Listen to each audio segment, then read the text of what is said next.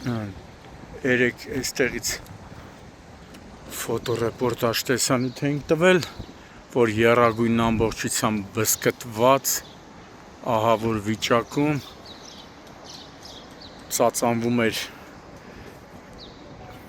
Արշակունյան ցիկնչոր շենքի բնակիչների, հարակից շենքի բնակիչների համար Երևանի քաղաքապետարանի կողմից կառուցված այս ֆուտբոլի դաշտի տարածքում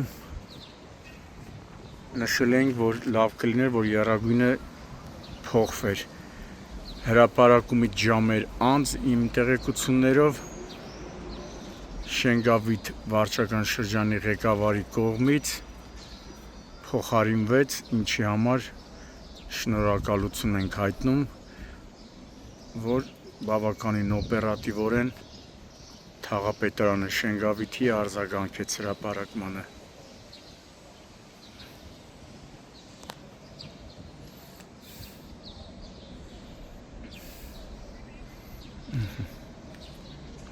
Մեր հզոր դրոշը բազում հաղթանակներ տեսած դրոշը